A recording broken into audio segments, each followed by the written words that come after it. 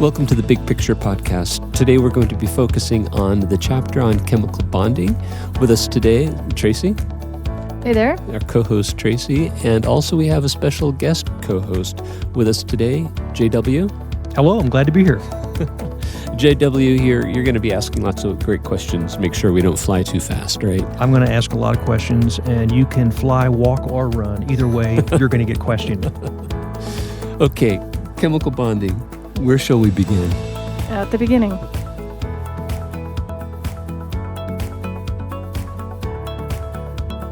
The universe is made of these very tiny fundamental particles called atoms.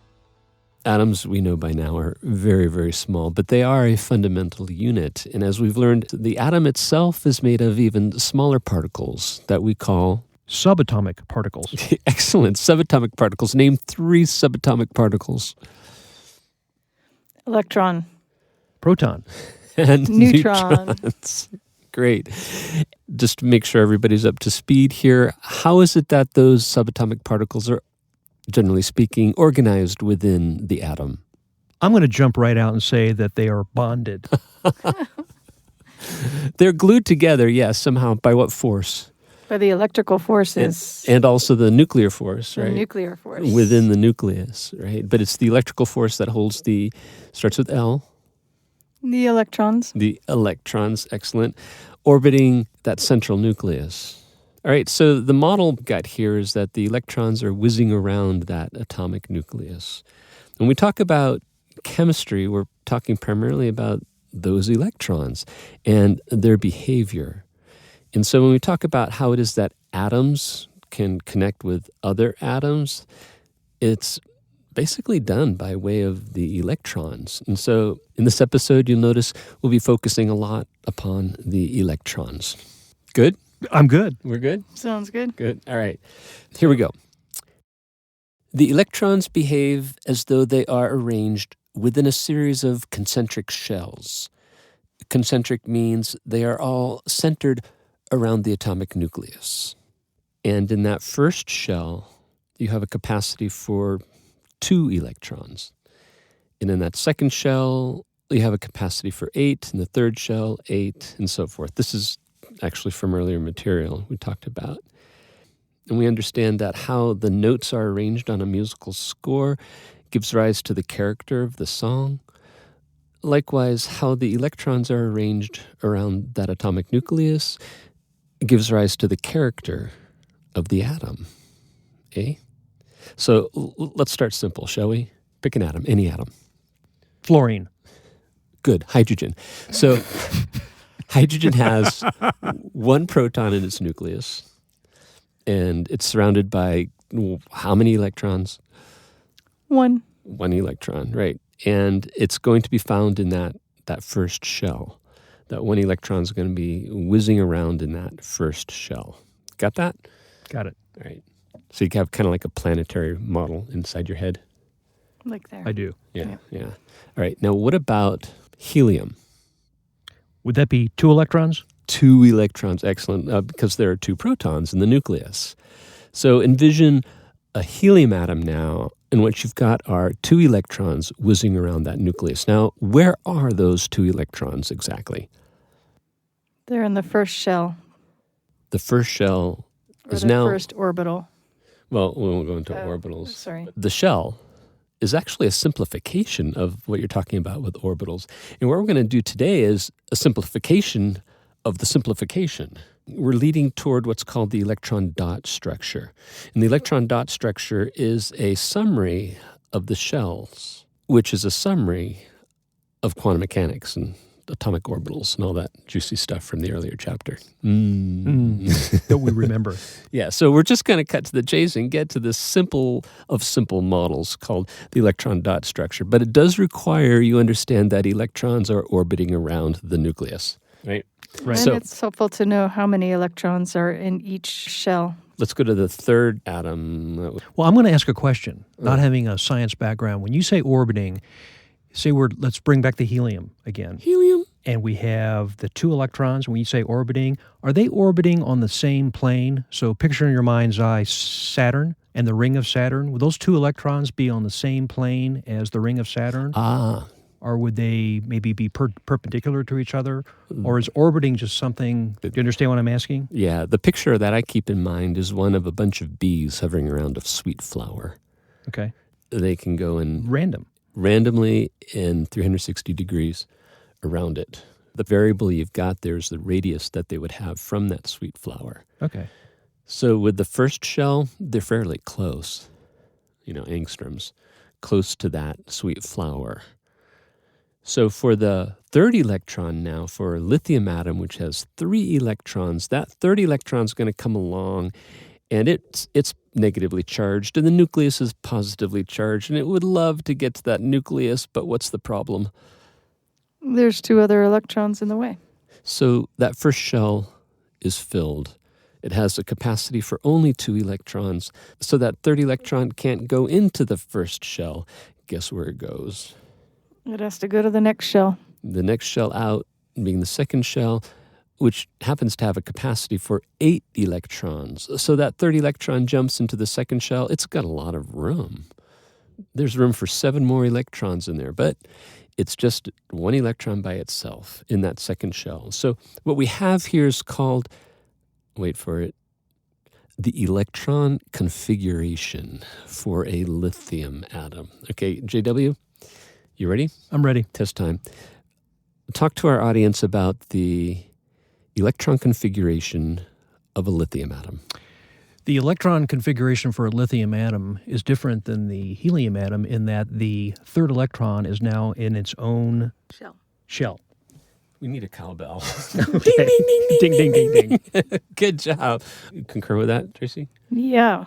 Okay. Very good. Now, how about a beryllium atom, which is an atom with 4 protons and 4 electrons? Tracy, can you take this one? Describe the electron configuration for a beryllium atom. Okay, so for beryllium, you'll have 2 electrons in the first shell, and 4 minus 2 is 2, so you'll have 2 in the second shell with room for 6 more. 6 more, right. Okay.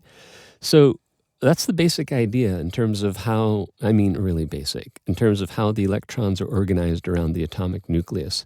And we're going to talk about chemical bonding here. We're going to focus our attention on just really the first few elements of the periodic table. May I ask a question? Absolutely, anytime. Tell me, why can't we take that new shell on the lithium atom with the electron that's in the third shell?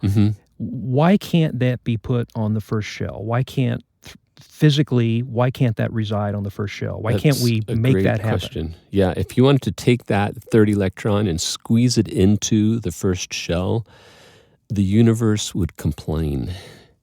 It's one of those laws of physics that they cannot occupy the same space. So it's not a guideline. It is a law. It is a law. It is a law. Okay. It is a law. I thought that might be the answer. answer. There are, of course, some exceptions. For example, within a neutron star, you can actually have enough of a gravitational force that could actually force that to happen, which is some fascinating stuff we can get into talking about astronomy.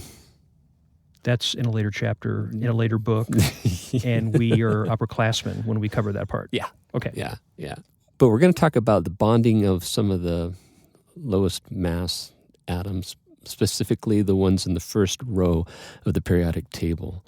The other atoms of the periodic table follow suit, but there's some caveats that become involved. So you'll find chemistry instructors, they tend to focus on, myself no exception, on the second row of the periodic table, just for simplicity's sake. You can get the idea. Now, the idea of the shell thing, you got to understand the first 2 electrons are buried away within that first shell. All the action, if you will, occurs within the outermost shell. Because let's face it, you have 2 atoms that are going to bump into each other. They bump into each other from the outside. And so the real question is, what's on the outside of that atom? And so when we look at, say, the lithium atom, and we want to think about its electron configuration, what's important is that there's just 1 electron. You go, wait, you told me there are 3 electrons for lithium, right? Explain.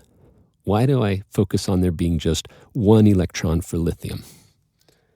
I'm going to say because those two that are in the first shell are...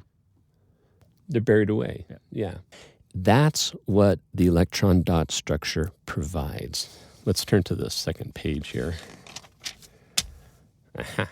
What you'll see is the elemental symbol and a bunch of dots around that elemental symbol. Those dots are the electrons that are found in the outermost shell. And for the second period of the periodic table, that would be the second shell. For the third period of the periodic table, that would be the third shell, and so forth. And you'll find that elements above and below each other in an atomic group all share a similar electron configuration for the outermost shell. So for oxygen, it's the second shell. For sulfur, S, that's the third shell, and so forth. So you'll see the similarities from one row to the next. So by just focusing on that second row of the periodic table, you're going to get everything else. So let's do that. Let's just focus here on that second row of the periodic table.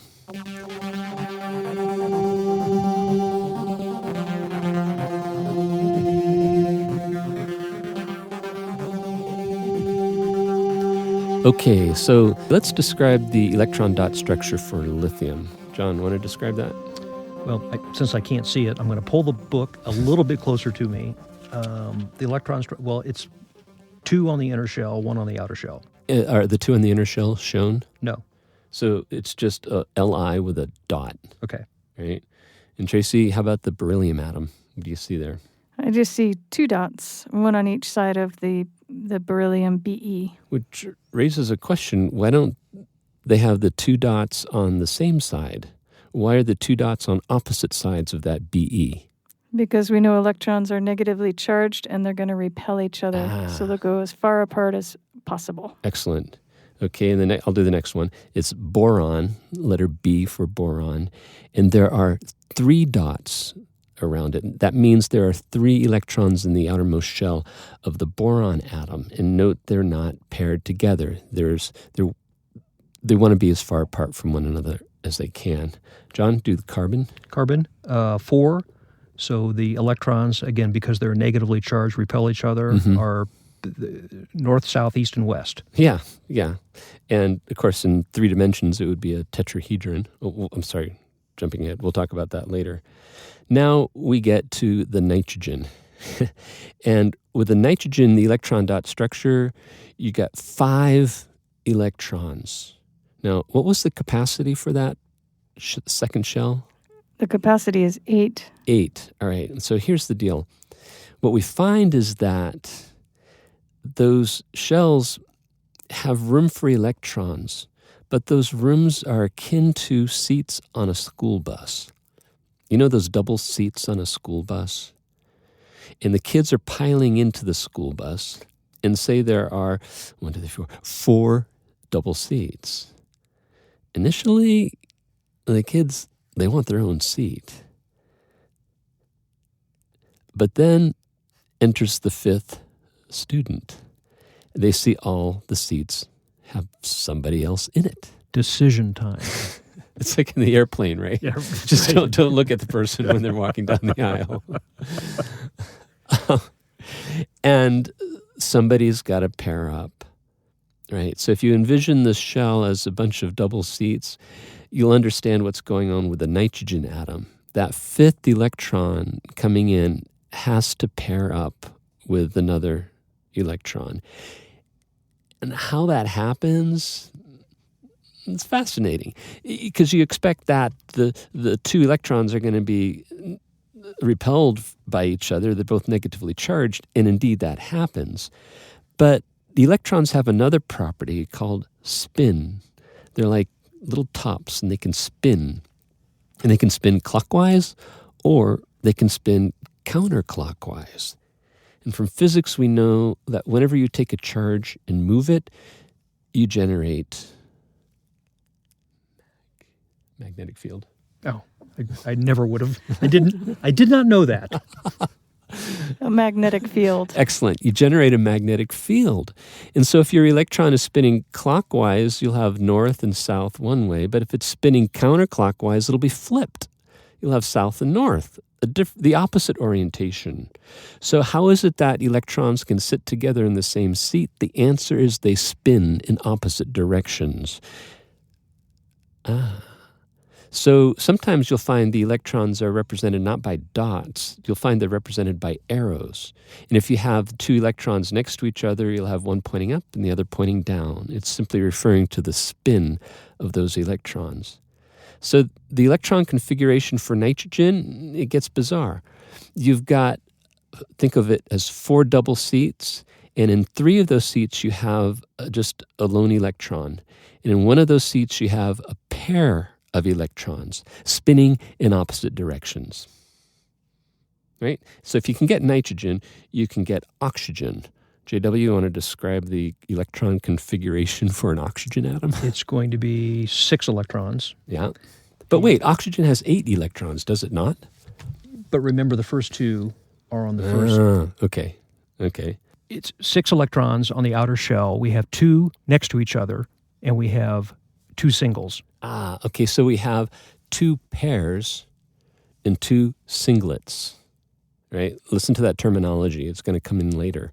So you can have electrons that are paired together, or you can have electrons that are singlet.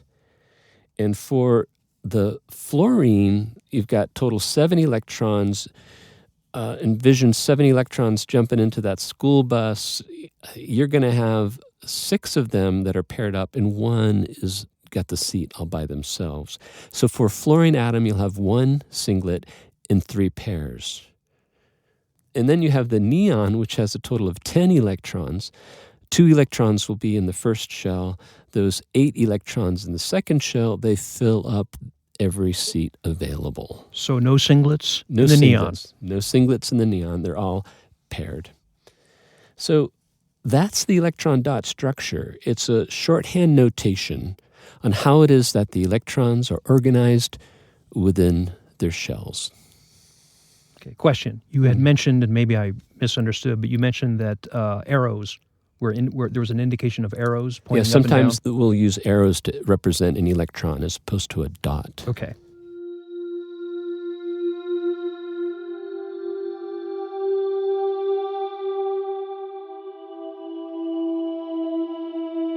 Oh, and one more thing. When electrons are paired, there's a stability. When there's an unpaired electron, watch out. You have instability. You have reactivity. We'll get to that in a moment. Any other questions? What's a valence electron? Valence indicates the outermost shell. So those electrons within the outermost shell are sometimes referred to as the valence electrons. So the valence electrons for like oxygen, those are in the second shell. The valence electrons for like sulfur, those are those electrons in the third shell, and so forth. So valence is a shorthand way of saying, oh, those electrons in the outermost shell. Got it. Now, what's fascinating is that with this understanding, everything else falls into place. That little bit about the electron-dot structure, from that you can derive much about how it is that atoms get together and bond. There are 3 basic types of bonding that we're going to be talking about: the ionic, the metallic, and the covalent bonds. The ionic bonds are fairly straightforward to describe, as are the metallic bonds. There are lots of nuances, though, when we get to the covalent bonds. So let's zip through what we mean by ionic and metallic bonds, and then we'll probably spend a little more time talking about the covalent bonds. Ready? I'm ready. Okay. So the ionic bond. Here we go. Pick an atom, any atom. Sodium. Hydrogen. Okay, let's do sodium. The electron configuration for a sodium atom, it's got 11 protons and 11 electrons. But what about valence electrons? How many valence electrons for a sodium atom? 1. Yeah, just 1. And that's an electron in the third shell for the sodium. It's got 10 electrons buried deep within the first and second shell. But in that third shell, which is the outermost shell, there's only one electron, right? Now, look down to the nucleus. What's the charge on that nucleus? How many protons are in there? 11. 11 protons, all right. Guess which exerts a greater charge, 1 proton or 11 protons? That would be 11. The more protons, the more charge, right? What kind of charge? Positive or negative? Positive. So protons are positively charged, right? So that nucleus of the sodium is emitting a plus 11 positive charge. You're an electron. How do you feel about that? Pretty charged. Yeah. You're negatively charged, and you're looking there at a plus 11, and that's a sweet flower. And so your attraction to that plus 11 is pretty darn good. Does that make sense? It does. It's by what we call Coulomb's law, which says the greater the charge, the greater the force of attraction or repulsion. But there's a caveat here. You're that electron in that outermost shell, that third shell for a sodium atom. Do you have a straight line of sight to that nucleus? Or No. are there things in your way? There's 2 other layers. There's 2 other shells in the way. And John, JW, this gets back to your earlier question. How exactly are they organized, right? Is it like Saturn? If you think of it like a globe or a bunch you have of... to think 3-dimensional instead of 2-dimensional. Yeah. 3-dimensional, you've got electrons hovering around that sweet nucleus, much like a bunch of bees hovering around a sweet flower. And you have the first wave of bees, electrons, that are in the first shell. And then you have a second wave of electrons that are in that second shell. A total of 10 electrons. So you're that 11th electron way out there in the boonies, and you try to see that nucleus, that juicy plus 11 nucleus, it's hidden. You have 10 other negative people in front of you. And how do you feel about negative people in front of you? That would be a negative feeling. If you're negative and they're negative, everything's just negative, and they're going to repel. And so understand there's a tug of war here. You have a plus 11 pulling it in, but you got minus 10 pushing you away. Who wins? Which is bigger? Well, plus 11 is still, you get the sweet aroma. You just may get distracted more easily. Yeah, so from your point of view way out there, you're not really seeing a plus 11. What are you really seeing? Negative 10. And a plus 11. Put them all up, add them all up. What do Well, you you're got? only seeing a plus 1.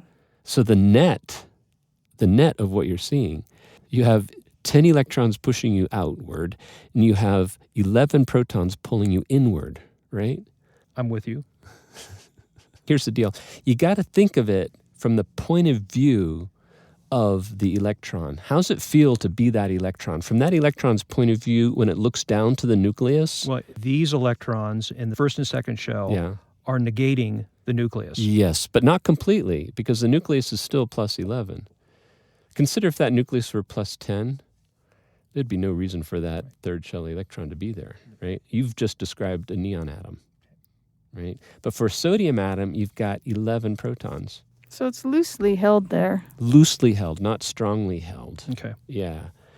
Is to say, what if you wanted to knock that electron away? Yeah, that's what I was saying, is that it only has an aroma, so it could be easily distracted and off to somewhere else, if there's a better thing coming by. If there's a better thing coming by, that 11th electron way out there in the third shell is easily lost. I know there's plus 11 in the nucleus, but from its point of view, it doesn't witness a plus 11. It really witnesses a plus 1. And so that's why that outer shell electron for the sodium is easily lost. And when it is lost, you now have 11 protons, and not 11 electrons, but 10 electrons. That atom now has more protons than electrons, and we call that an Out of balance. It is out of balance. Yeah, it's out of balance. Ion. It's called, and everyone, an ion. Excellent. I don't know where they get the term from, but an ion is a charged atom. It's an atom that has a different number of electrons versus protons. Right? And it can be positive or negative? Well, let's consider, where did that electron go? The sodium lost its outermost electron. Where might it have gone? You mentioned earlier, Tracy, that it maybe just saw something better. Would it have to migrate to a positively charged entity? We're going to turn the page and look at the fluorine atom. Okay, JW, you're up. Describe the electron configuration for a fluorine atom. The configuration for the fluorine atom has 2 electrons in the innermost shell. Right. And it has 7 electrons in the second shell. Yep. 6 of those are paired. 1 of those is singular. Yep, singlet. Singlet. Yeah, all by its lonesome. Singlet. Yeah. That's what the wrestlers wear, right? Yeah. Okay. Now, let's... You're going to want to look that up because it's true. All right, now let's consider life from the point of view of that singlet electron. What does it see in the nucleus? It sees...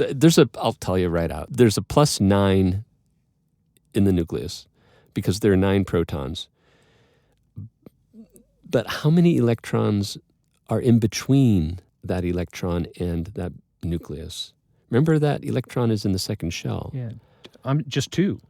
So there are 2 electrons in the inner shell. And those 2 electrons are, we say, shielding that nucleus. They're hiding the nucleus. Those electrons are negatively charged, and so they have the effect of pushing everybody else away from the nucleus. So is it fair to say it's completely hiding it or just obscuring it? I like obscuring. That's pretty good. Okay. Yeah, it's obscuring it pretty darn well. There's some caveats in there, but let's just do the math. If you're that electron in the second shell and you're looking down to the nucleus, there are +9 protons there, but there are 2 electrons in the innermost shell. What do you actually experience? If that second shell weren't there, do you understand you'd witness the whole +9? Yes. But that second shell of 2 electrons is there. So what's the net result that you witness? 7.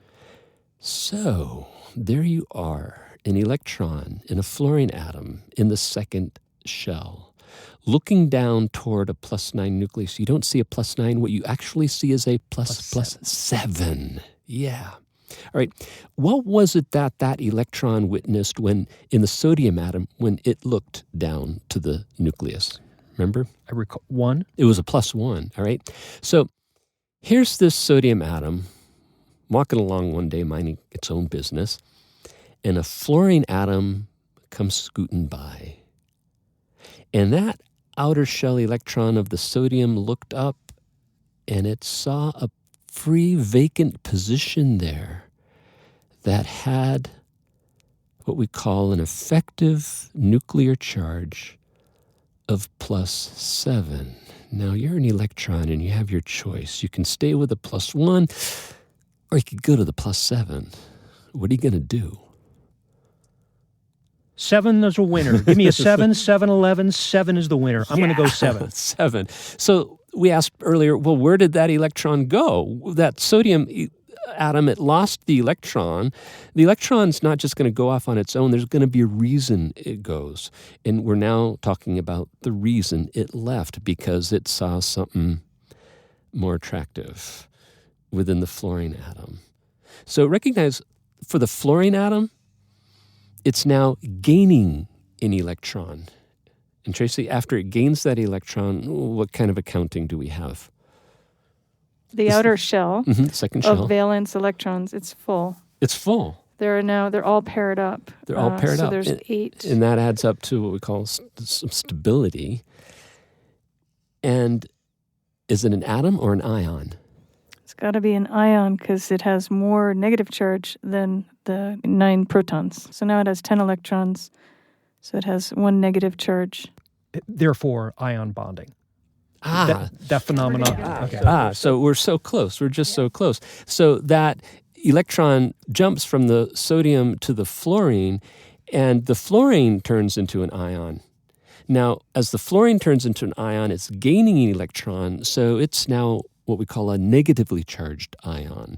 The sodium, which lost an electron, is what we call a positively charged ion. Now, how do you suppose a negatively charged fluoride ion and a positively charged sodium ion might feel about each other? One's positive, one's negative. All right. And they get together and they Bond. We have just described the ionic bond. The ionic bond is a force of attraction between oppositely charged ions. In our story here, we actually went into the detail of how those ions formed. But once they form, understand there's going to be an attraction between them, and we call that the ionic bond. We did it. Any questions?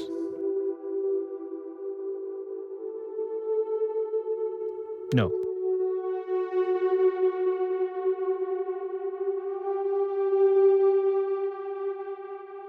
So what you end up is what we call a compound. And the compound here would be sodium fluoride, found in toothpaste. That's what I was trying to... Yeah. Great expression, John.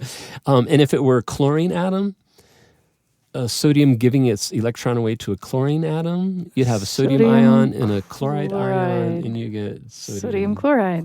Yeah. So bonding is the creation of molecules? Molecule by definition, sorry about this, has to have covalent bonds involved. Okay. Yeah, what we're talking about here are crystals. Okay. Yeah, so when you have a bunch of ions stuck together in a compound, it's typically a crystalline structure. Different atoms tend to lose or gain a different number of electrons. The beryllium atom, recall, has 2 electrons in its second shell. It guess what? Tends to form the +2 ion. It has 2 electrons to lose. Fluorine, as we talked about, can gain 1 electron because it has this empty space in it. So the fluorine tends to form the -1 ion. If you look at oxygen just to the left of fluorine, it has 2 vacant spaces, and that's why it tends to form the -2 ion. If you look at the periodic table, you'll find that elements toward the right side of the periodic table, those are the elements that tend to gain electrons. And those elements to the left side of the periodic table, those are the elements that tend to lose an electron. So whenever an ionic bond forms, it's typically between an element on the left side of the periodic table with an element on the right side of the periodic table. So what we've got here on the left side of the periodic table are typically metals. On the right side of the periodic table, you have nonmetals. So it's often said that an ionic bond occurs between the ions of a metal and a nonmetal. What's more important, as you understand, is that they're on opposite sides of the periodic table. Okay. And a question just for fun. What we've been talking about, this bonding, happens ordinarily. In extraordinary situations, as we approach that black hole, or we go to the center of the sun, it's a whole new ball game? New ball game. Okay. Yeah, new ball game. But I tell you, you cannot have a sodium atom cruising next to a fluorine atom without this thing happening. Without some sort of an exchange. Yeah, and that's called chemistry. It's a chemical reaction when that happens. I have a question then. So if you're saying on the left-hand side of the table, they tend to lose, on the right-hand side, they tend to gain. Yeah. Well, what about the final row of the... Group 18. Group 18. What do you think? Let's ask our listeners, what do you think? Elements toward the complete far right side of the periodic table, those within group 18, do they form ionic bonds? Is to say, can they lose electrons? Can they gain electrons? You can answer that question by just looking at the electron configuration. Remember how the notes are arranged on a musical score gives you the quality, the character of the song? Likewise, how the electrons are arranged in the atom gives you the quality, the character of the atom. So look at something like neon, and you'll find neon has no singlets. All those electrons are paired together. And if you ask yourself, how attracted are those electrons to that nucleus? You'll find the answer is very. So the neon atom ain't going to lose any electrons. Well, can it gain electrons? There's no room for any extra electrons. That's how it is. These elements are called the noble gases. They don't react. Argon. Krypton. Xenon and radon. Okay. Yeah. There are, of course, exceptions within the heavier noble gases. They do undergo some chemical reactions, but certainly not elements like helium or neon. And then I have another question. On the side, would you say that the row, are those the number, is that the first shell, second shell?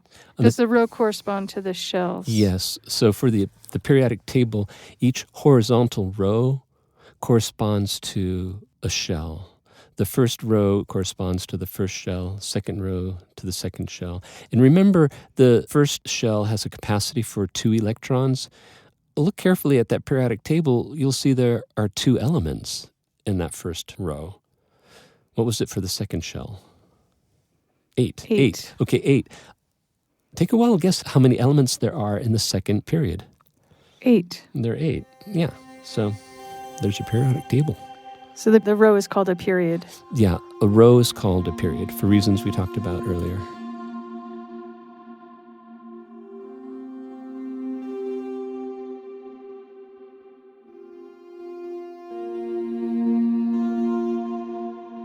So, any questions? I'm going to do something, John, that you've taught me. I'm going to try to explain what we've just been talking about for the past half hour or so. And I might oversimplify sometimes, but this is kind of you're going to make the whole podcast right there. No, this is what resonates in my head. I want to be clear about a few things. And the first thing I want to talk about ions. Mm-hmm. And my understanding is an ion is for lack of a better word, a thing where the number of protons in the nucleus are different than the number of electrons. Yes, they're out of balance isn't the right word, but the numbers are different. Out of balance is a good word. But keep in mind, it's the electrons that are coming and going. The protons stay put. So what I was thinking then is, the come and going of the electrons is because of the attractiveness of the nucleus, and the staying at the atom is because of the attractiveness of that particular nucleus. The departure then of the neutron or the electron is when, for lack of a better word, something better comes along. An atom. Another atom comes along that has a better situation. So better situation. So does that mean that all of the atoms existed before there was ever an ion? I'm trying to understand if ions came first or atoms came first or they all happened at the same time. Because the ion bonding that we were talking about it seems like a natural process. Yep. Again, it's chemistry that causes the electron to move from one situation to a better one. No. The electron moving from one situation to a better one is the chemistry. Now, relative to it happening in the universe, understand that when the temperatures are really, really, really, really hot, the electrons are completely scattered away from the nucleus. And that's a fourth state of matter we call plasma. In the sun, you'll find the temperatures are just too hot in order for you to have neutral atoms. Within the sun, with those hot temperatures, the electrons flying all over the place, you've got ions all over the place. In fact, it's a fourth state of matter we call a plasma state, which is like a gas, but it's an ionized gas. So at the Big Bang, like the beginning of the universe, boom, it all comes out. But the atoms, if you will, precipitated from that hot mess. It's only when things cooled down sufficiently that the electrons became firmly held by each of those nuclei. And the atoms came from where? Well, hydrogen and some helium from the Big Bang itself. Then helium and all heavier elements of the periodic table were created in stars through a process called nucleosynthesis, as we discussed within the nuclear chapter. Got it. Okay. All right. And I guess, and this is maybe off topic, but so I've heard the term ionosphere, and I think that's the Northern Lights. What's the significance of the word ion that we just talked about and ionosphere? If you go up in the upper atmosphere, you've got solar radiation just zapping things like crazy. And so any atoms up there, they get zapped by the solar radiation and they become, wait for it, ionized. Yeah. And so way up high, you'll have not just molecules and atoms, you'll have ions. And that's why it's called the ionosphere. Got it. Cool. All right, so one other thing we want to talk about before we wrap up this first half of the bonding chapter is the metallic bond. Recall, when we look at chemical bonds, there are three major categories: the ionic, and the metallic, and the covalent.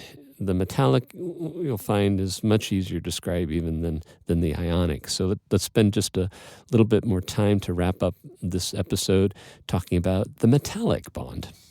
The metallic bond would then be those people in the audience in Los Angeles in the middle 80s going to see Motorhead. Would that be the metallic bond? Yeah, they're all stuck together. They're held together by the common cause of the love of the music. Music, it's music, right? Podcast over. So remember those elements to the left side of the periodic table? They are the ones that tend to lose electrons, right? Right. Okay. What might happen if you took a bunch of those atoms and you stuck them together? Think of it like this. You have somebody who has a propensity for losing their keys. You think of someone? Okay, no names. No names, but I can think of someone. Okay, think of another person who has a tendency to lose their keys. I can think of two such people. Okay, let's think of 100 people who have the tendency to lose their keys. I could write those names down. Put them all in a room, and it's time to go. And they all have to find their keys. What happens? There's no transportation happening because all the keys are gone. Can you see them all looking around? Where are my keys? My keys? Yes, there's movement, there is confusion. Yes. And there's movement and there's confusion. Yes. But there's still no keys. Yes, you have just described the metallic bond. What you've got are a bunch of atoms together that tend to lose their electrons. And so those electrons all get lost, and they're just running around. The electrons are like the keys, if you will, but it's the electrons that are running around. And what is it that holds those people in that room? They have the same intention of trying to find their keys. What is it that holds those metal atoms together? They have the same intention of trying to find those electrons. Now, those electrons are running loosely within this network of metal atoms. And you know what? I'm not going to say metal atom anymore. I'm going to say metal ions, because as soon as the metal loses its electron, it becomes an ion. Okay. I was thinking back on the word loosely. When you say loosely, is that in an outer shell, maybe third, fourth, fifth shell? Yes. So far away from the nucleus. Far away from the nucleus, by all those inner shell electrons. Therefore, it's not disinterested, but it just doesn't have the longing for the nucleus that it might have. So the charge emanating from the nucleus ain't much because of all that shielding. You're an electron in that outermost shell, and you look down to the nucleus where the positive charge is supposed to be. Well, yeah, tell me it's a plus 56. I don't see a plus 56. Why not? Because you have all those inner shell electrons in the way. And they're negative. And those inner shell electrons are negative, pushing you away from that sweet nucleus. You don't have much interest in staying with that atom.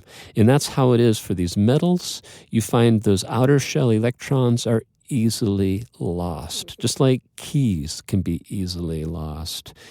And so when you have a bunch of those metal atoms and you put them together and think they're all losing at least one electron, what you end up with is a bunch of metallic, positively charged ions within, they say, a sea of electrons, an ocean of electrons, a fluid of electrons. And that actually helps to describe many of the properties of a metal. Metals are opaque. Light can't pass through a metal, even a thin sheet of aluminum foil. It's opaque. Well, what's happening there with all those loose electrons, the light is absorbed or reflected by those loose electrons quite efficiently. It explains why metals are opaque. Metals can also bend. Sometimes you have to warm them up a little bit, but you can bend the metal into various shapes, which is quite useful, frankly, building structures out of like iron, for example. And so to understand if those metal atoms are held together by the sea of electrons, they can take on any orientation, configuration that you might want them to. Another sign of metals is you can create what are called alloys. For something like water, we'll see, you have to have 2 hydrogens for every 1 oxygen. It's a very specific ratio of 2 to 1. But for a metal, you can actually have any ratio that you'd want. You can take gold and add some platinum to it, and maybe 40% platinum, and that's what's called an alloy. So an alloy is a mixture, a physical mixture of different metal atoms blended together. Now, you might have to make it molten at first, but it'll cool down, and you can have those different metals in any proportion you want. So those are various properties of metals that we're all familiar with, and they can be attributed to how it is the electrons are running around within a lattice of metal ions. And that describes, no pun intended, in a nutshell, the metallic bond. So let me ask this question then. So first we talked about the ionic bond, and now the metallic bond. And the only distinction I see between the two is the climate or the environment of the metals is different, but isn't the chemistry the same? In other words, an electron hopping from one atom to another. But that other atom it's hopping to doesn't want electrons either. When we talked about it with the ionic bond, that electron was jumping from an atom from which it's easily lost to an atom that actually actively wants to gain that electron. And that's not necessarily true with metallic bonds. It's absolutely not true with metallic bonds. Within a metallic bond, you have only atoms that tend to lose electrons stuck together.